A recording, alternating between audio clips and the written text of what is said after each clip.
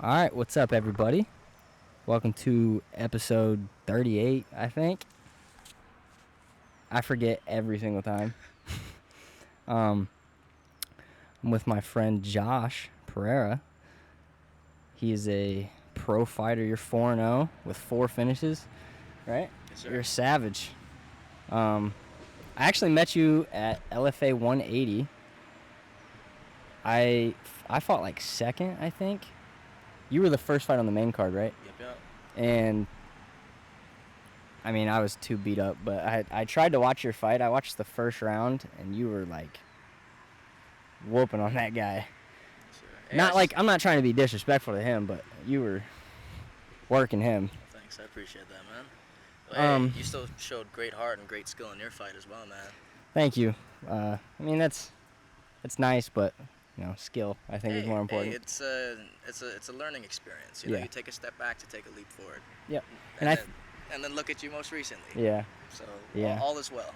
The skill drop off there is a little much, but I definitely learned a lot from that fight because you could tell. So like when the fight started, I don't get nervous. Like I'm super calm, but it was one of those situations where like I kind of walked out and it was like I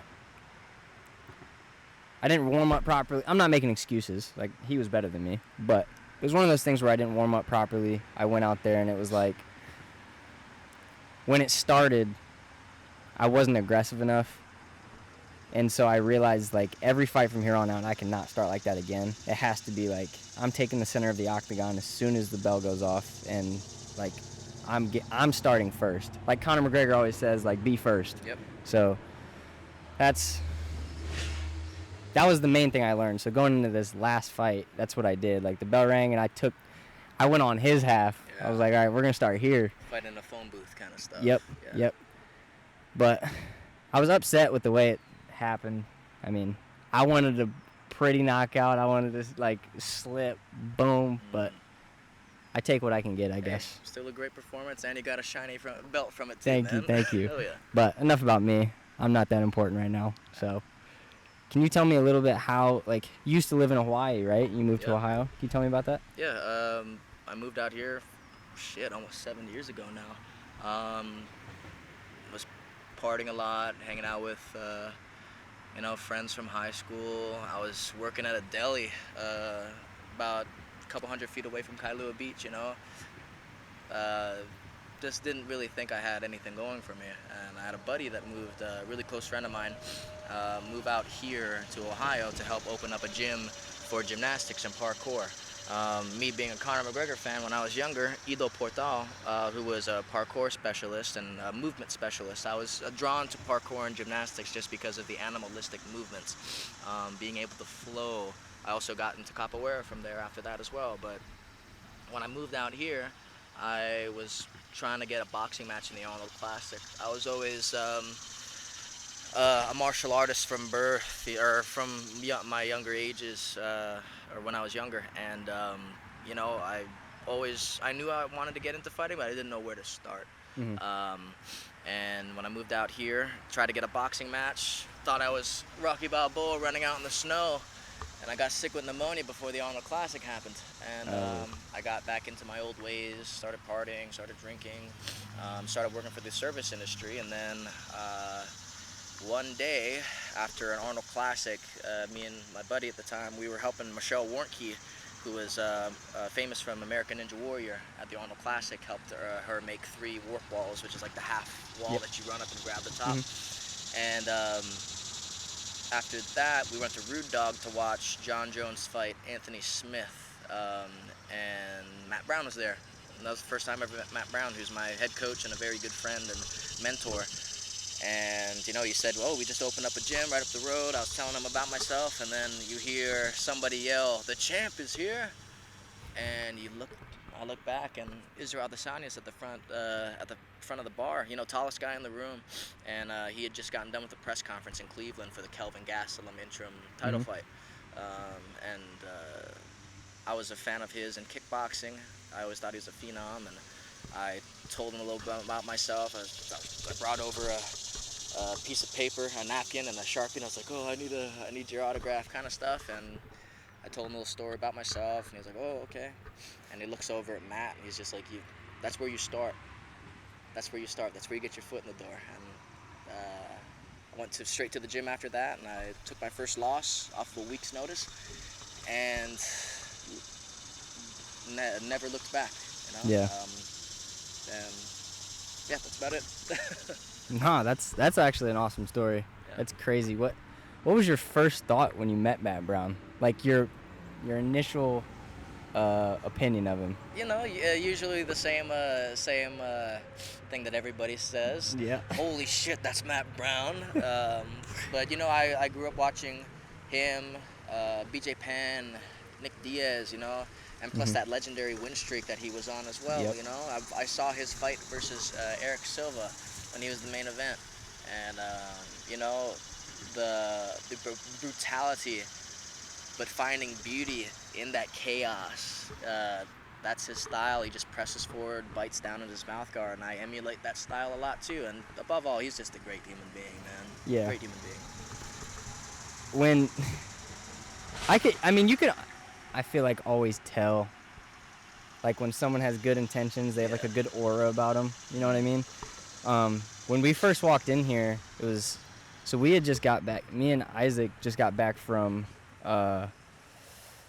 Arizona, I think, and we went down there literally just to try to expand our scope of understanding in terms of like MMA and stuff. We wanted to go train with Tim Welch because, I mean, quite literally he's like considered one of the best coaches right now. Absolutely, yeah. So I wanted to learn from him. When we got back, we were like, oh shit, dude, Matt Brown has a gym like an hour away from us. Like we should start going there a little bit.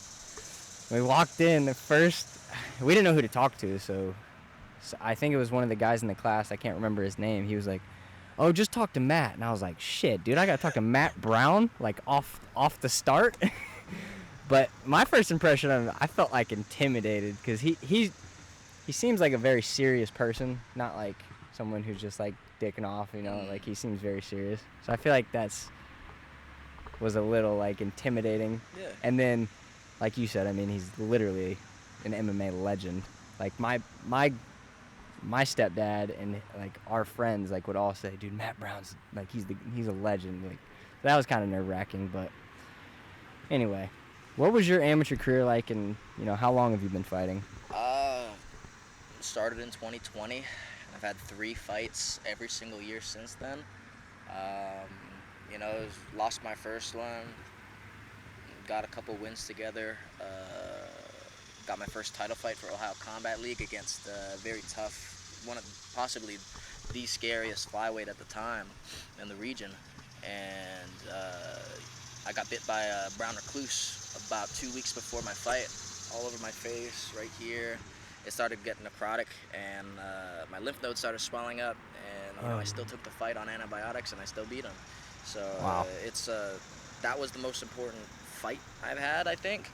But you know, I went to B2, got their flyweight belt, defended it, and then I went up a weight class at 135 and fought for Bizarro for their bantamweight belt, and all my coaches got together, Shane, Nietzsche, Cam Knight, Mark the Hammer, and they were like, yeah, I think he's ready. I took my first pro fight, or actually had a couple fights fall through, but I had my first fight against Greg Spearman at the casino, and you know, beat him in the second round. Tough fight. He was on a losing streak, but you know, he was still a tough fight, veteran, I guess you can say. But yeah, and then fought for LFA after that. Was the main event for OCL for Kemba Live, which is the same building that I took my first loss in, so that was kind of nerve-wracking. Yep. And then we were on the same card for LFA 180, so you know. But like I said, it's just been ups and downs. Yeah, that's just the game that we play. What do you think your biggest takeaway is from being an amateur, like in terms of, yeah, just, I mean, first, I would like to point out that you got bit by a brown recluse, and still, that's savage shit right there. It's yeah, just gotta, I guess the biggest thing I can say to anybody, you know, yeah, just keep going, see how far you can go. You know, in this sport, everybody wants to be the heel, everybody wants to be the bad guy, but dude, just be yourself. Be yourself. That's it. Yeah.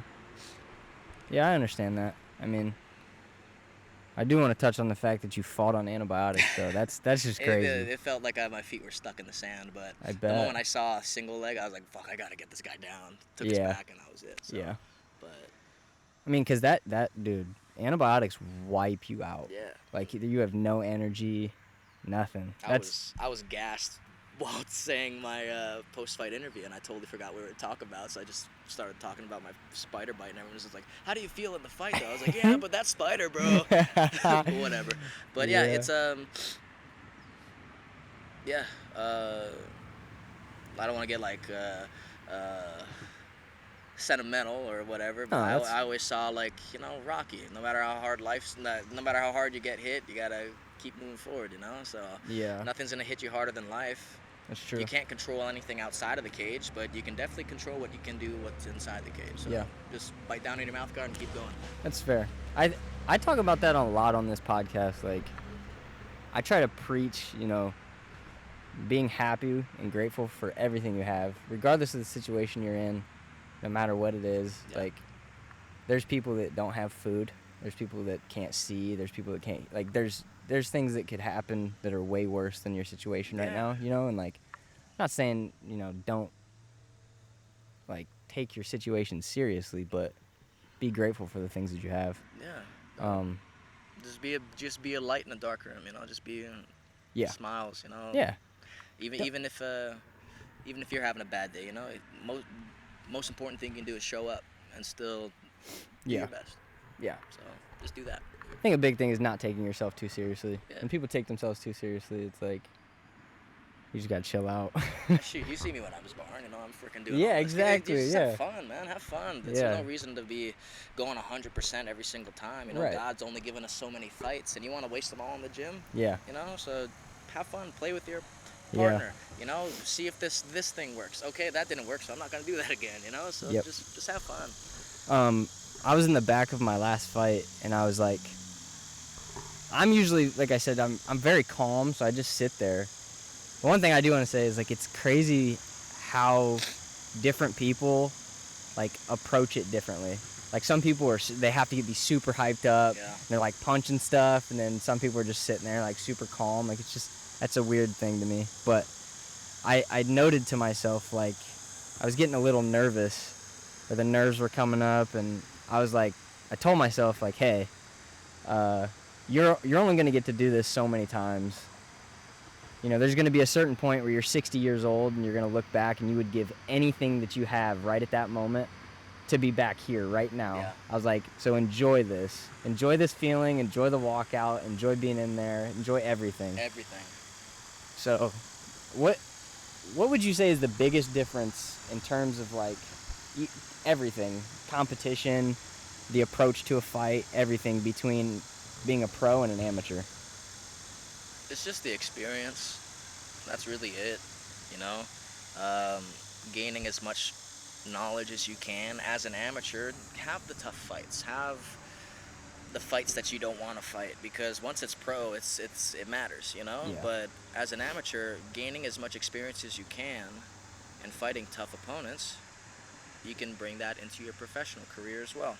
So I guess the only real difference between a pro and an amateur is just the experience. So why wouldn't you take a tough fight? Why wouldn't you do one thing I regret doing? I wish I did more grappling tournaments. I wish I had the same opportunities as especially for Ohio Combat League, doing Muay Thai and boxing and all that kind of stuff as well. But you know, hindsight's 20/20. You can't change what you did. All you got to do is keep working on what you're going to do. So just yeah. I think that's a good point. I was kind of like, I was always thinking about that. Like, okay, you know, there's two different ways of looking at it. You know, you could always look at, you know, your amateur fights like, I can win as many of these as possible and just turn pro, or you can be like, okay, I need to take the tough ones. I think that's a good point, like what you said. I mean, you explained it perfectly. In your opinion, you know, you have the guys in the UFC. I mean, there's what? Actually, let me rewind. what you just said is basically what Max Holloway said, right? Like, the difference between the top 5 guys in the UFC, the top, what separates them from the top 10 and the top 15 is experience, right? They have more experience than all those other guys. So I think that was a really good point. Yeah. But in terms of being the best in the world, aside from experience, what do you think separates those guys from other people? Circling back to God. Well, circling back to our original conversation about showing up, Mm-hmm. no matter how bad you have it, no matter how you're feeling, no matter how hurt you are, you gotta show up. You gotta show up in the gym.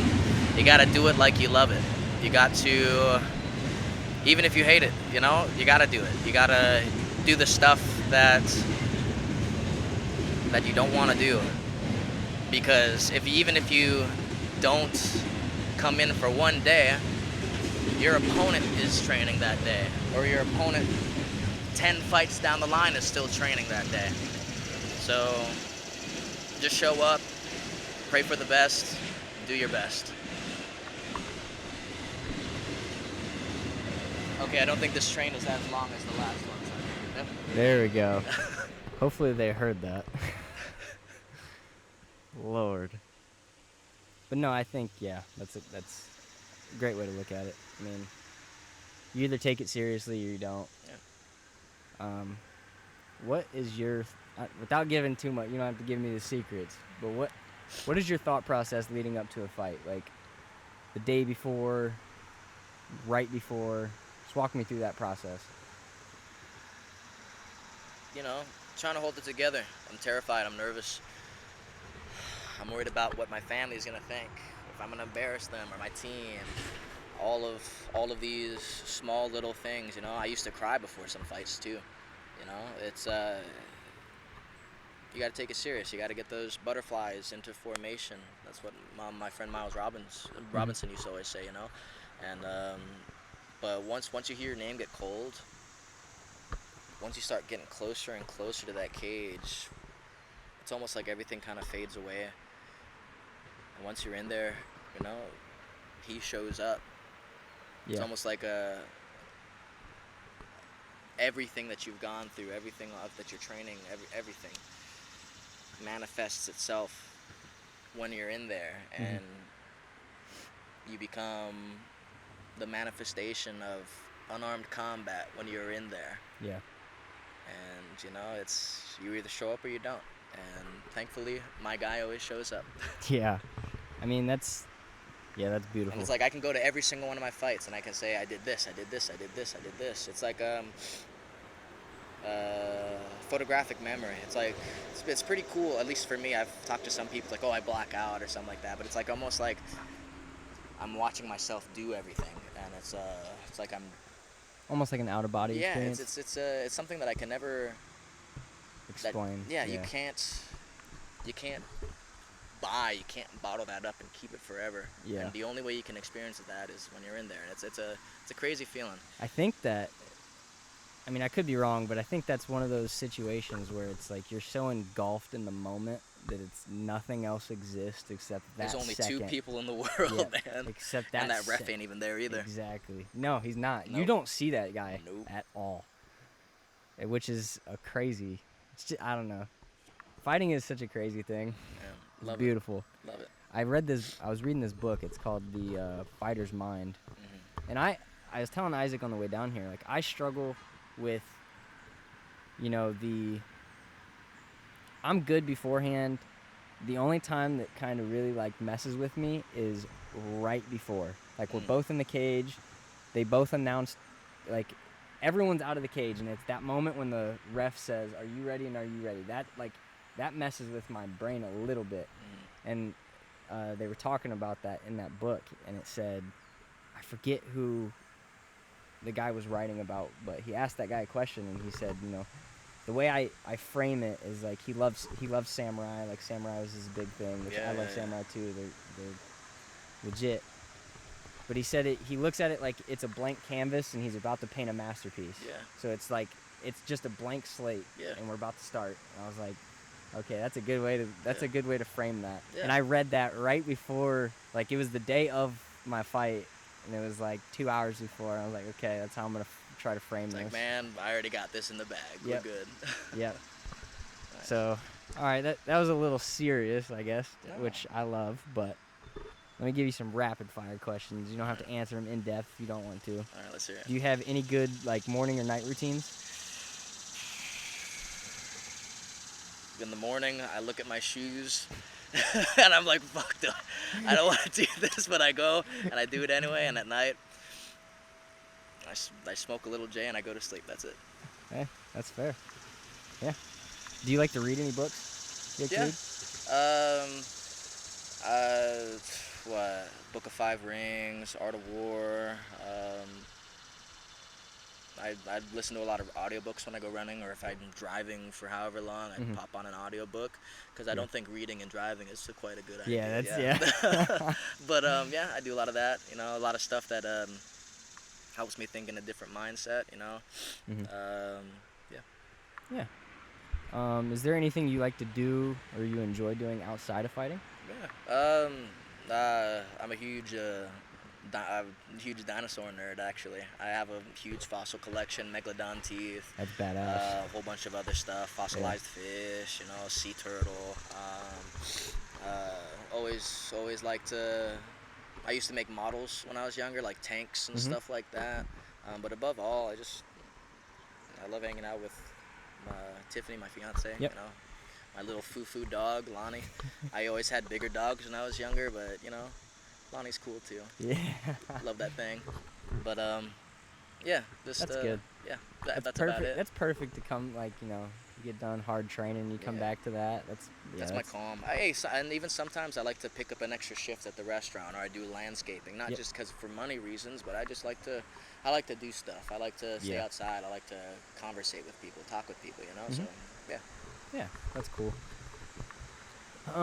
What is one thing you want to improve on this year? It could be fighting, health, anything. I think mental health. Okay. You know, we're all struggling with stuff. And just turning those negatives into positives.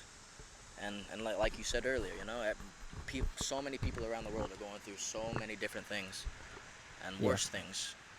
And we are blessed to be living in the country that we are in, you know, the United States. It's the greatest country on earth, you know, on the planet. And, you know, just that mentality, I guess. Yeah, I mean, I think I used to be the person that kind of procrastinated everything and put everything off, and I started to, you know, try to improve almost everything in my life. Like, okay, are my relationships good? Obviously, I want to be, you know, a pro fighter, so that's, like, the most important thing in my life, relationships. Like, improving those things, I think, you know, everyone talks about money, everyone talks about all these things, you know, you have to have a lot of money, you have to support your family, but your kids are going to be the ones that they don't care whether you're working overtime. They care if you're with them. It's like prioritizing the important things in life is important. Absolutely. You know what I mean? Is there any quote that you live by? Too many. There's too many. All right.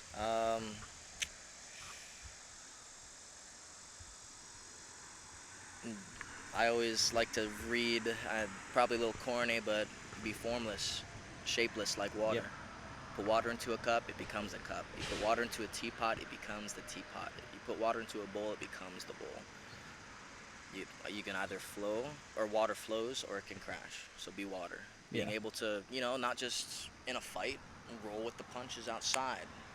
Life is tough. Just keep rolling with the punches. Yeah. I think it's, you know, control what you can control and don't worry about what you can't. Yeah. That's a good. Yeah. That's not corny. That's a good quote. Do you have a favorite TV show you like to sit down and watch with your fiance? Ah, shoot. There's like a new show every other day Yeah, that we I try know. and watch. We were watching Physical 100, which is the show out of Korea, and it's like 100 different athletes, and they compete in all of their different specialties and stuff. I love Cowboy Bebop when I was younger. Old anime. Mhm. But yeah, that's about it. Do you guys like dramas, like drama Oh, shows? dude, she watches all these K-pop dramas, all these other dramas, whatever it may be. At first, I'm like, ah, whatever. And then, like 8 episodes in, I'm like, Yep. he did what? She did what? I'm almost more invested than she is at that point. I But do that same thing. yeah, Yeah. yeah. Yeah. My fiance will get so mad. She's like, she'll start a show and I'll be like playing Warzone or something, and she'll be like 3 episodes in. I'll come down, and I'll be like, "What is this?" And then I'll just sit down, and it's like 20 minutes in. I'm like, "Oh shit, I'm playing Warzone. What am I doing?" It's like, this is interesting. But do you have a favorite walkout song? No, I walk out to something different. I used to walk out to Return of the Mac by Mark Morrison. Mhm. Then I walked out to Shining Star by Earth, Wind, and Fire. My most recent song was Ante Up by MOP. So, you know, a little bit of everything. Yeah. I don't have a favorite walkout song, just how I feel going into the fight or how I feel from fight camp, you know? So Yeah. it's like, I mean, yeah. that's a good thing. Yeah. yeah. I walked out to Yeah Glow by Oh. Glorilla, Okay. and it was kind of a weird feeling. It was a good feeling. It kind of hyped me up. As I was walking out, they started playing it, obviously, and the whole crowd like started getting hyped. There you and go. It like hyped me up a little bit. That was Yeah. fun, but I won't keep you for too much longer. Last question I'll ask is if you had to give advice to any in my opinion, I don't really know a lot about fighting, obviously, but I'm pretty confident you're going to be getting a call soon. I appreciate that. Thank you. But if you had to give advice to an up-and-coming fighter, an amateur, what would it be? What would be something you would tell them to just keep going and chase your dreams type thing? Show up to class, show up to training, especially on the days that you don't want to be there. Those are the most important days. You have a good team. Listen to your teammates. Listen to your coaches. Just show up. Show up. Mm-hmm. You're only gonna go as far as you want to. Once you find a plateau, or if there's this plateau where you don't think that you're getting better and you start dragging your feet into training, you start coming in late, that's when it's either something's got to change or you're not going to go far. So Yeah. just keep going. All right, ladies and gentlemen, that is Josh Perreira, Savage. If you want to plug your Instagram and all that stuff. Go follow me at The Real Josh Perreira on Instagram. I want to thank my team at Immortal Martial Arts Center. I want to thank my family back home in Hawaii, my coaches, my teammates, everybody, I want to thank Tiffany, my fiance, for always being there every step of the way through the good and the bad. And I want to thank you for having me on, man. Appreciate you. Thank you for coming. Of course. The one thing I will say is that people don't realize how much those fiancés have to deal with, dude. It's crazy. Wife to be, man. She was at every single one of my fights, and she will continue to be at every single one of my fights. Yep. So, yeah. Yeah. All right. Thanks, man. Thank you so much. Of course. Thanks, guys.